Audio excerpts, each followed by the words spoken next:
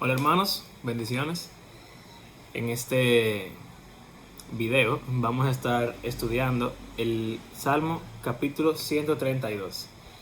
Antes de empezar quisiera excusarme porque generalmente yo les hago una pequeña edición en el video y le pongo el texto de la Biblia y algunas ayudas visuales, pero en esta ocasión no me va a dar el tiempo de hacerlo. Así que les pido que para empezar tengan sus Biblias, en caso de que no la tengan ahora mismo, para que puedan seguir la lectura y así puedan seguir mejor lo que estemos hablando. Entonces, como les dije, hoy nos toca el Salmo 132. Si recuerdan lo que hemos hablado acerca de estos salmos, que dicen arriba cántico gradual, en mi mensaje pasado estuve explicándoles que en otras traducciones se llama un poco mejor, se llaman cánticos de ascenso o canciones de ascenso, y les estaba comentando que eran salmos que se cantaban de camino a Jerusalén cuando había una de las fiestas de peregrinaje, que eran la Pascua, la fiesta de los tabernáculos o el Pentecostés. En estas fiestas, no importaba dónde los judíos estuvieran, ellos tenían que ir a Jerusalén al templo a ofrecer sacrificios y alabar al Señor. Entonces, en ese peregrinaje se cantaban estas canciones, y por eso un tema recurrente en ellas es el templo y el deseo de estar en la casa del Señor. Este salmo es sumamente interesante porque nos cuenta un poco de la historia de cómo el templo, más o menos, fue construido desde la perspectiva del rey David. Si ven, no dice autor, o sea que no sabemos quién lo escribió, pero por el contenido que tenemos en el Salmo, lo más probable es que haya sido escrito mucho después de David y también de Salomón, quizás en el momento del exilio o en un momento posterior de los reyes de Israel, cuando el reino ya estaba dividido. Eso lo podemos ver porque en el Salmo se pide al Señor que no abandone su morada en Sión, y la ocasión principal en el Antiguo Testamento en el cual el Señor abandonó su morada en Sión fue en el exilio. Como podemos ver, por ejemplo, en el libro de Ezequiel, Ezequiel tiene visiones del Señor en un carruaje que se va del templo y va a otro lugar, va a Babilonia. Y le dice a Ezequiel que su presencia ya no va a habitar en el templo de Jerusalén por el pecado de Israel. Entonces, muy probablemente este salmo tiene este contexto o este marco histórico en su composición. Antes de empezar, también quisiera compartirles un poco acerca de la estructura del salmo. Tiene una estructura bien interesante porque el salmo se divide en tres secciones principales. La primera va del versículo 1 al versículo 7. La segunda sección es del versículo 8 al versículo 11, al versículo 12, perdón. Y la última sección, ya el 13 hasta el 19, el 18, que es el final. Entonces, ¿cómo sabemos que estas secciones son importantes en el Salmo? Miren, el versículo 1 empieza haciéndole una petición al Señor. Le dice, acude, oh Jehová, acuérdate, oh Jehová, de David. Y en el versículo número 9, estoy cometiendo muchos errores, que estoy leyendo muy lejos. En el versículo número 8 dice, levántate, oh Jehová. En estos dos versículos, en el 1 y en el 9 y en el 8, podemos ver peticiones que se le hace al Señor. Una petición de recordar y otra petición de levantarse y actuar a favor del pueblo. Entonces, estos dos versículos marcan la diferencia entre la primera sección y la segunda sección. Estas dos nos muestran argumentos que el salmista utiliza para hacerle una petición, ¿verdad?, al Señor. Que en este caso, acuérdate, y entonces va un argumento por el cual él debería acordarse. Y después, en la segunda sección, levántate en el versículo 8 y un argumento de por qué él debería levantarse. Luego, la última sección nos da una conclusión. Y es a la conclusión a la que llega el salmista cuando él ve los argumentos que él le ha propuesto al Señor. Él llega a la conclusión de que Dios va a hacer lo que él está pidiendo porque el Señor es bien razonable y estos argumentos son muy válidos.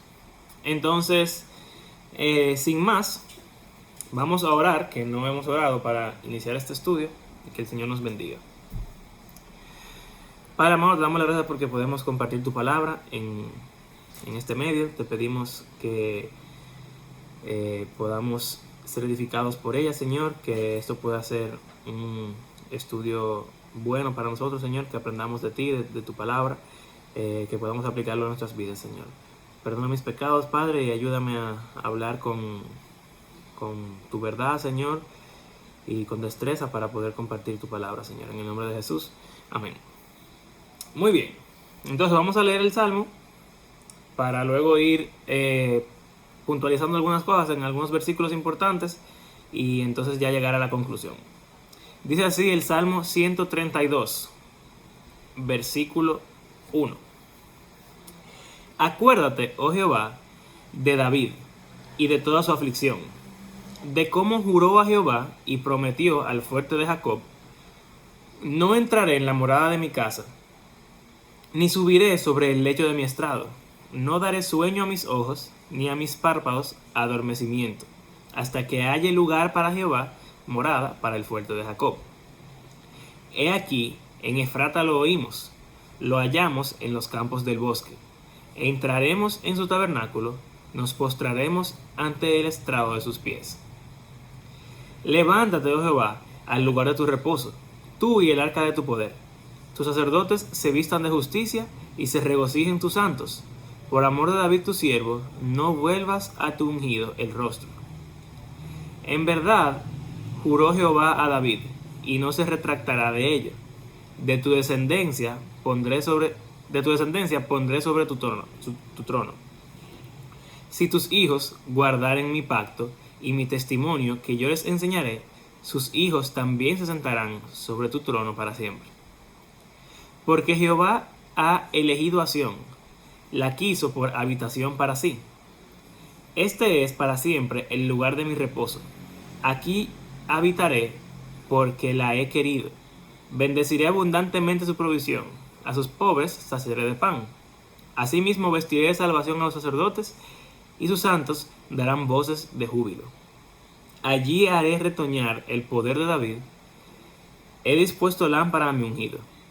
A sus enemigos vestiré de confusión, mas sobre él florecerá su corona.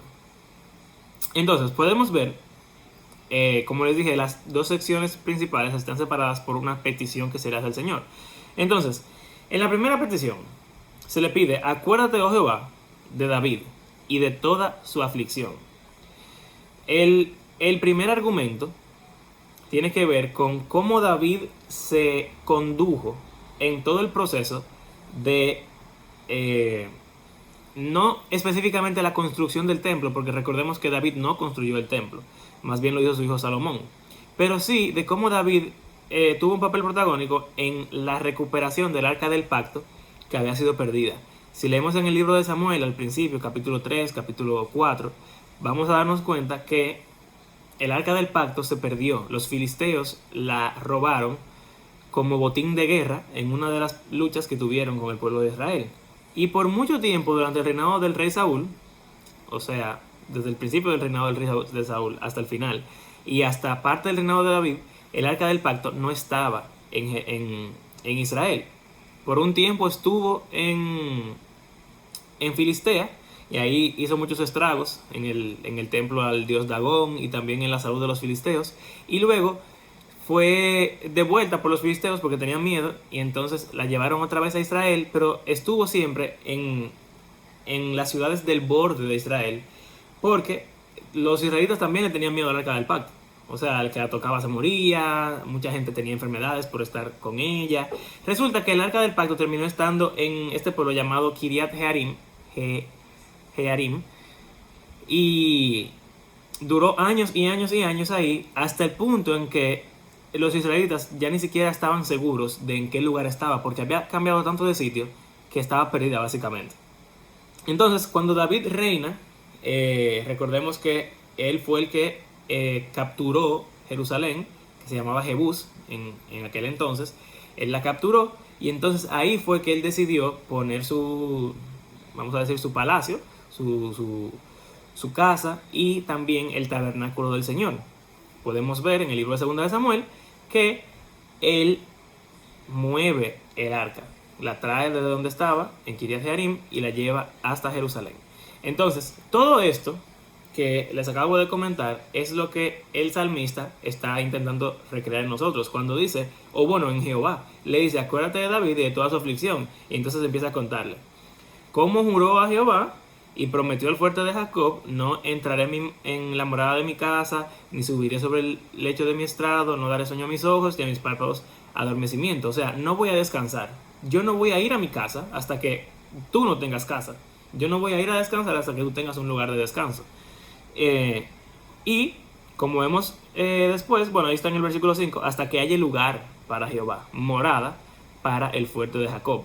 Y cuando vemos el deseo de David de construir el templo del Señor, él le dice, ¿cómo es posible que yo habite en un palacio y tú habites en una tienda? Porque recuerden que el tabernáculo era una tienda básicamente hecha de tela.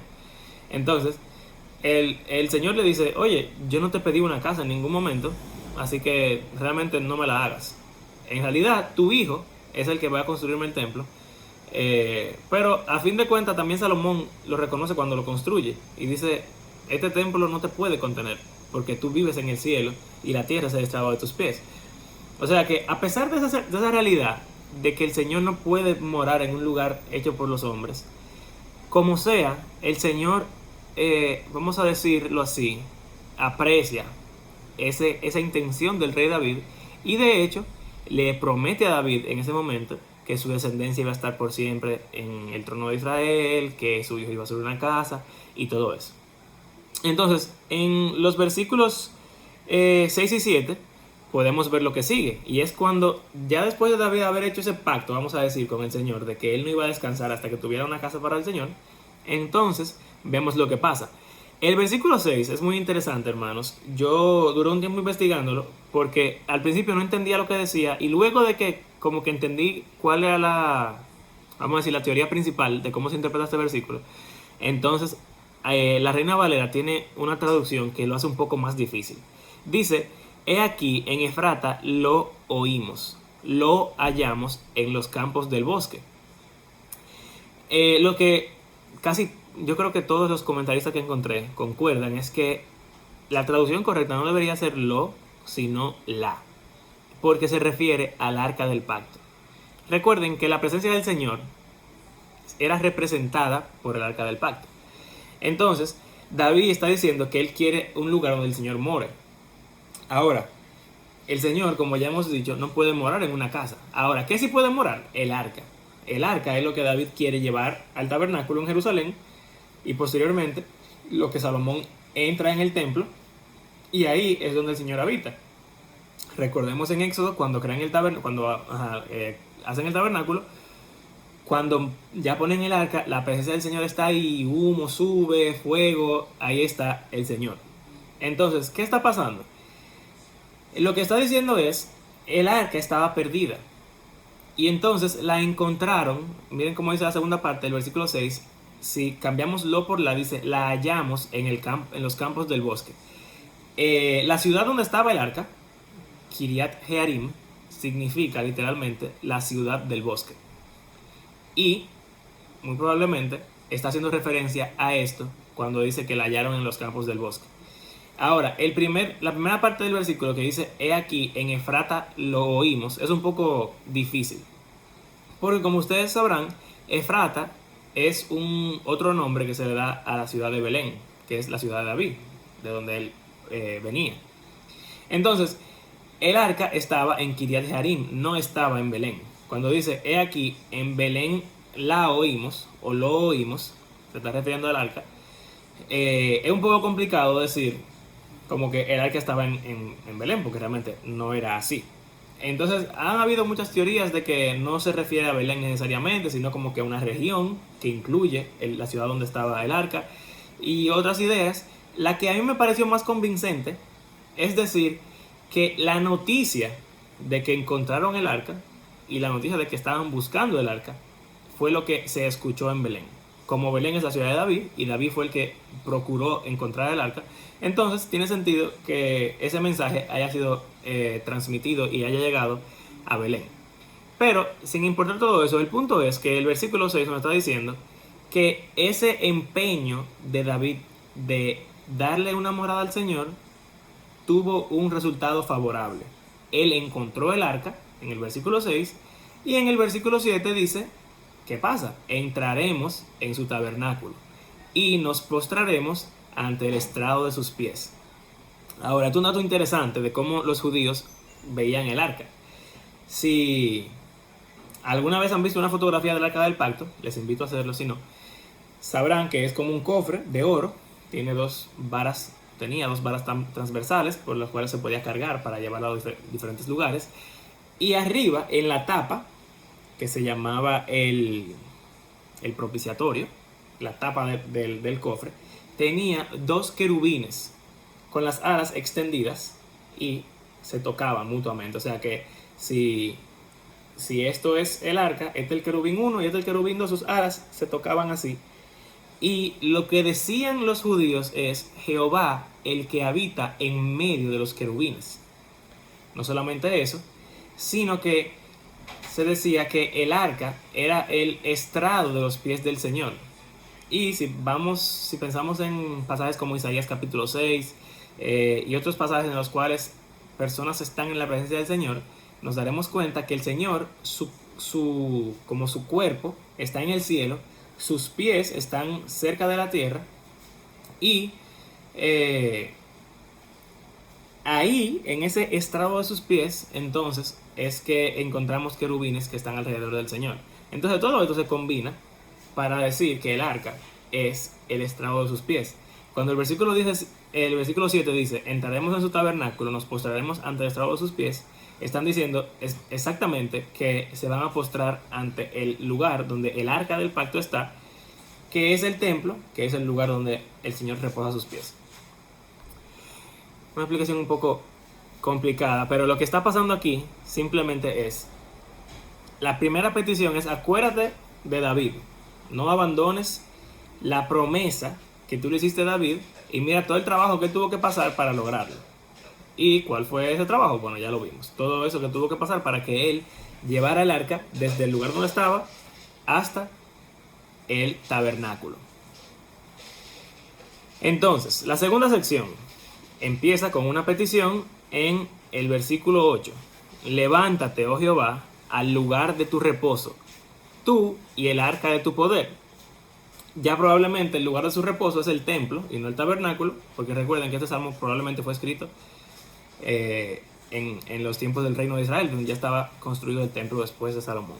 Entonces, le están pidiendo al Señor, acuérdate de David y ahora levántate y vuelve al lugar de tu reposo. De nuevo les hago la referencia al libro de Ezequiel. Al final del libro de Ezequiel dice que el Señor, con su carruaje y su presencia, todo, que se fue del templo, entonces vuelve al templo. En la visión final del libro, que tiene un templo súper grande, ahí el Señor vuelve y reside en el templo. Entonces, de nuevo les digo, muy probablemente ese salmo toma o fue inspirado en una lectura del libro de Ezequiel. Entonces le está diciendo al Señor, ven al lugar de tu reposo, tú y el arca. Noten la relación cercana entre el Señor y su arca, porque es la representación de Jehová. Entonces, ahora viene el segundo argumento. ¿Por qué el Señor debería volver al templo, asumiendo que se fue con el exilio? Dice el versículo 9. Tus sacerdotes, esto sigue siendo parte de la petición en realidad, tus sacerdotes se vistan de justicia y se regocijen tus santos. Entonces, o sea, vuelve al templo para que podamos gozarnos y para que los sacerdotes puedan trabajar, vestirse de justicia.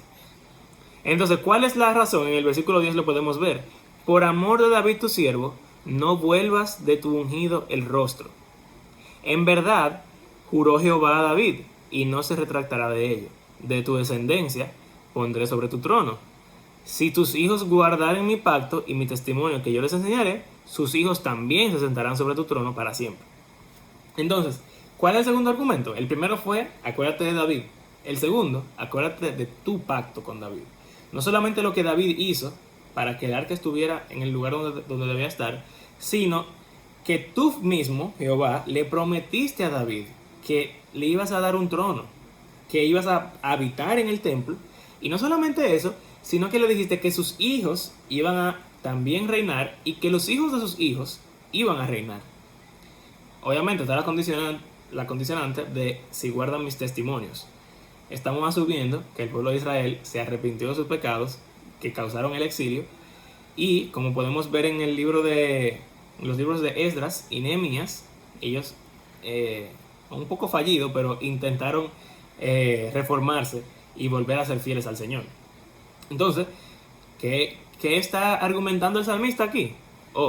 Como tú eres Jehová y tú hiciste una promesa, tú tienes que cumplir tu promesa, porque una de las principales características del carácter de Jehová es que Él es fiel al pacto, y Él no va a romper su pacto por ninguna razón con su pueblo. ¿Ok? Entonces ahí están los dos argumentos. Son dos argumentos sumamente válidos. David se fajó para lograr que el tabernáculo estuviera ahí, y por consecuente el templo, y también tú mismo, Señor, prometiste algo, así que tú tienes que cumplirlo. Eso es similar a lo que Moisés hace en el libro de Éxodo capítulo 32. Recuerden que Moisés está en el monte Sinaí recibiendo los 10 mandamientos, y justamente en ese momento el pueblo está abajo haciendo el becerro de oro, adorando el becerro, y Dios le dice a Moisés: mira, yo voy a acabar con toda esta gente, los voy a matar a todos y voy a empezar contigo. Tú vas a ser el nuevo padre de Israel. Moisés le dice: no, Señor, no hagas eso, y le da dos argumentos. El primero es con relación a los hombres. Dice, si tú haces eso, los egipcios se van a burlar. No solamente los egipcios, sino que las demás naciones van a decir: Dios sacó a Israel de Egipto para matarlos en el desierto, lo cual no se vería bien como para la reputación de Dios. Pero el segundo argumento es en base a su carácter. Le dice: acuérdate que tú hiciste una promesa a Abraham, Isaac y Jacob de que sus descendientes iban a heredar la tierra. Entonces, es algo muy similar. El relato de Éxodo nos dice que el Señor desistió de destruir al pueblo. Entonces, es algo muy similar lo que está pasando en este salmo. Le están pidiendo al Señor: oye, ya estamos en el exilio, pero recuerda el pacto que tú le hiciste a tu siervo David. Ahora, la última sección. ¿Cuál es la conclusión a la que llega el salmista? Obviamente, él conoce al Señor y él cree que el Señor le va a responder favorablemente. Dice así: porque Jehová ha elegido a Sión, la quiso por habitación para sí. Este es para siempre el lugar de mi reposo. Aquí habitaré porque la he querido. Entonces ya, ahí está la respuesta. O sea, Dios va a volver a Sión, a Jerusalén, y la va a restaurar. ¿Por qué? Porque es a su casa. Él no va a dejar que su casa sea desamparada. Después sigue diciendo: bendeciré abundantemente su provisión, a sus pobres saciaré de pan. O sea, a las personas que viven ahí también las voy a bendecir. Asimismo vestiré de salvación a los sacerdotes, y sus santos darán voces de júbilo. O sea que los sacerdotes también serán bendecidos y podrán cantar al Señor. Y finalmente, la promesa que le hizo David: allí haré retoñar el poder de David. He dispuesto lámpara a mi ungido. O sea que ya, esa es la respuesta del Señor. Yo voy a bendecir a mi pueblo, yo voy a cuidar mi casa, y yo voy a cumplir mi promesa que le hice a David de que su reino iba a ser eterno. Finalmente, sus enemigos vestiré de confusión, mas sobre él florecerá su corona.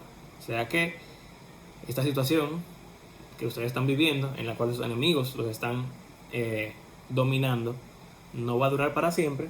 Más bien, pronto ellos van a ser confundidos y ustedes van a ser exaltados.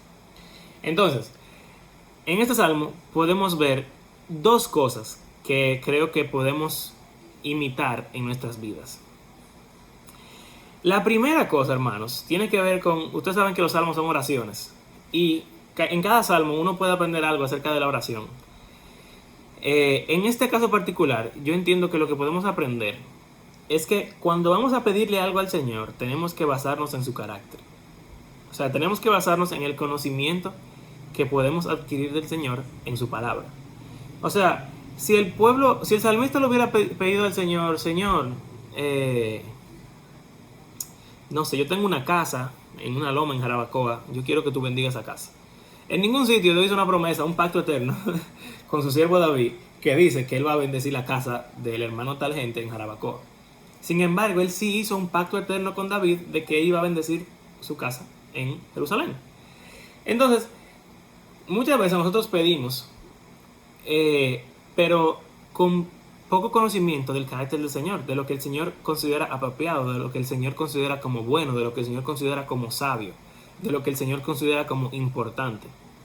Y pudiera ser que en nuestras peticiones estemos priorizando cosas que para el Señor no son prioridad. Esto no significa que el Señor no nos respondería, pero significa que estamos pidiendo con poco conocimiento de a quién le estamos hablando. Y creo que algo muy inteligente es conocer a la persona a quien uno lo está pidiendo antes de pedirle. Nadie va a pedirle a un desconocido algo. Más bien uno va con las personas que tiene confianza. Y creo que parte de eso es saber qué yo le puedo pedir a una persona y qué no le puedo pedir. O más bien, qué es mejor pedirle a una persona. ¿Qué es mejor pedirle al Señor?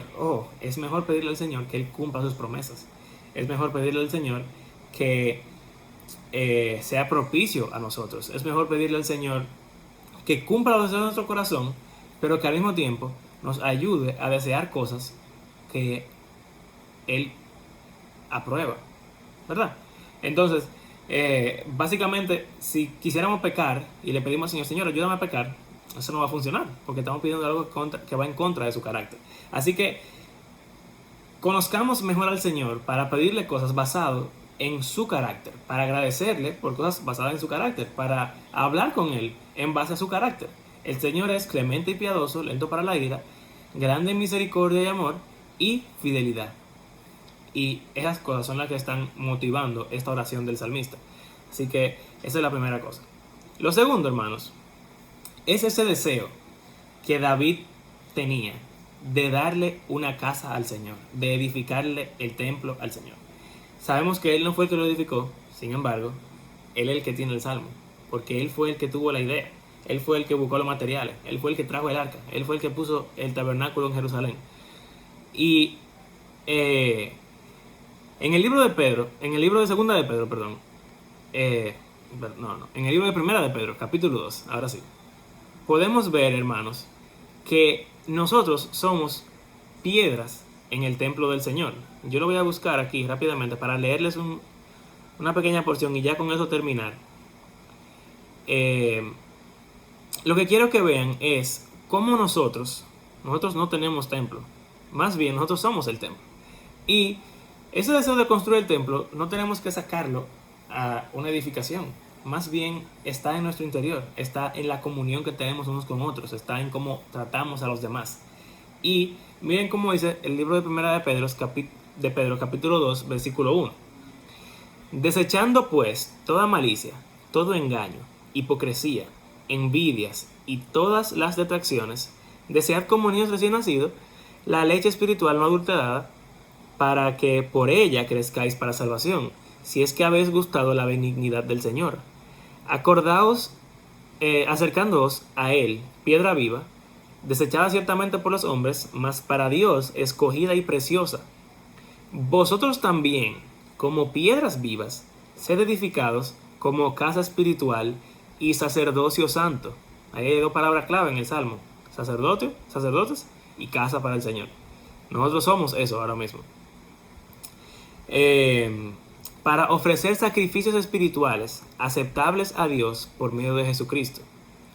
Si seguimos un poco más para abajo, dice en el versículo 9 de 1 de Pedro capítulo 2, mas vosotros sois linaje escogido, real sacerdocio, nación santa, pueblo adquirido por Dios, para que anunciéis las virtudes de aquel que os llamó de las tinieblas a la luz admirable, vosotros que en otro tiempo no erais pueblo, pero que ahora sois pueblo de Dios, que en otro tiempo no habíais alcanzado misericordia, pero ahora habéis alcanzado misericordia. Entonces, ¿qué está diciendo Pedro? Ustedes son el templo del Señor, ustedes son los sacerdotes del Señor, ustedes están sobre edificados en la piedra angular que es Cristo, y ustedes son pequeñas piedritas que juntos están construyendo ese templo. Y si David tenía ese deseo imperante de darle una casa al Señor, y nosotros somos la estructura de la casa del Señor, entonces, ¿qué deberíamos hacer con ese deseo? primero deberíamos imitarlo, pero entonces deberíamos ponerlo en práctica, haciendo lo que Pedro nos dice, alejándonos de la hipocresía, de la malicia, del engaño, de la envidia, de los pleitos, del orgullo, de la fornicación, de todos los pecados, del egoísmo. Ser imitadores de Cristo. Si Él es la piedra angular, entonces nosotros deberíamos imitarlo a Él para ser buenas piedras vivas. Y al hacer esto, hermanos, al tratarnos mutuamente con amor, con igualdad, con respeto, con ese afecto entrañable, ese afecto fraternal que deberíamos tener unos con otros, ayudándonos en nuestras necesidades, dándonos palabras de aliento, nos estamos edificando mutuamente.